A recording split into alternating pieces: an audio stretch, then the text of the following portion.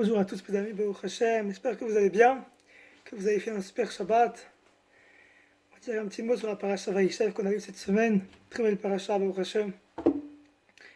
Paracha Vaïshev, il y a l'histoire très connue de Yosef Hatzadik qui se fait vendre aux Égyptiens par ses frères du fait de leur jalousie et du fait qu'ils n'ont pas réussi à comprendre sa différence, à la comprendre et à l'accepter, comme on avait dit l'année dernière. Du fait de leur jalousie, qui disait Yosef, c'est quelqu'un de Gaftan, qui se vante, il fait des rêves, il interprète nos rêves. Alors on va le vendre, on va s'en débarrasser. Ils l'ont vendu aux Égyptiens, et sauf Yosef il s'est retrouvé à être gérant de la maison de Potiphar, à monter les étapes de l'esclave jusqu'à maître de maison. Et puis après, retrouvé en prison. Ça se finit la paracha, et qui il a été accusé de viol à tort, qu'il est remis en prison. Et il espère y sortir, et il sortira la paracha prochaine, paracha Vaïshev, Vaïgash.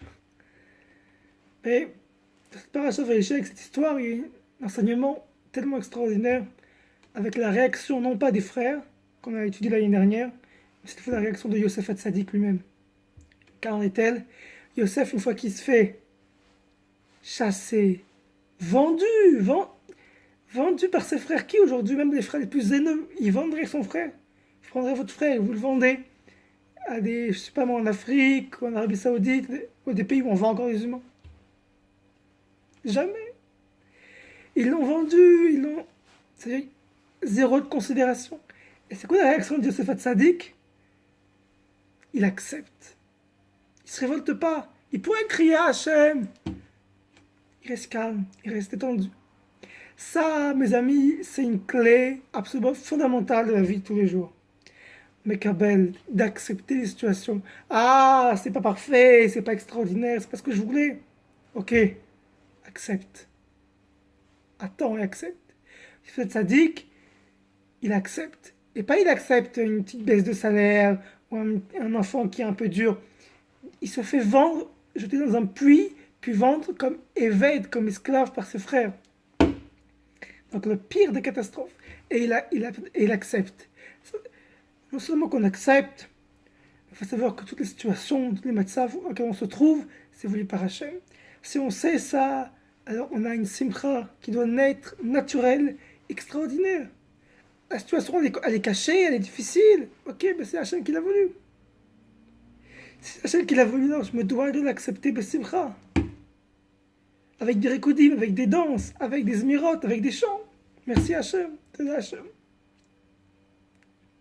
C'est l'attitude de Yosef. Yosef, il accepte. Et comme il sait que c'est Hachem qui l'a mis là, alors il est content. Et donc, ça se rebondit.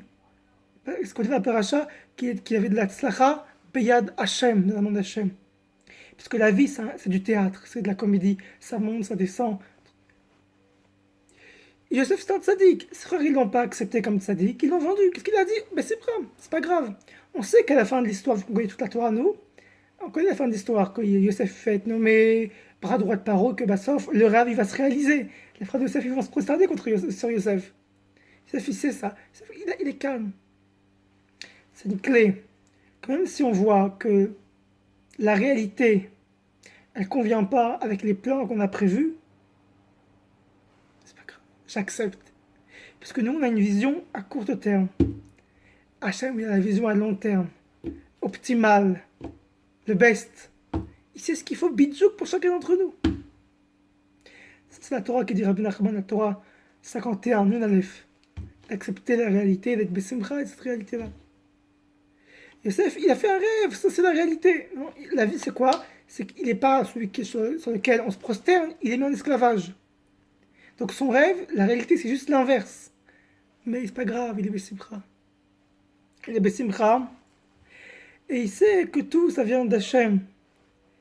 Et qu'il faut avoir confiance qu'en Hachem. Maintenant, si tu as des problèmes, si tu as des trucs mal qui arrivent, des trucs cachés, des trucs difficiles à accepter, dis-le à Hachem. Plains-toi à Hachem. Fais khatsad, vas-y, dis à Hachem tout ce que tu as envie de dire. Mais pas aux hommes. Oui, Yosef, quand il va dire à sa prison, à son collègue de prison, s'il te plaît, parle-moi de Paro, qu'est-ce que la paracha elle finit, et il oublia Yosef. Ça, les hommes, ils oublient, mais Hachem, lui, il n'oublie pas. Alors, je vous souhaite à nous tous, Pesrat Hachem, à Guy voir une bonne semaine, qu'on puisse, avec Bessibra, accepter toutes les situations, et on vit posé, on vit calme, on vit avec la tête tranquille, on sait que c'est pour le bien, et que, bah, sauf à la fin, ce sera pour le mieux. Je vous attends.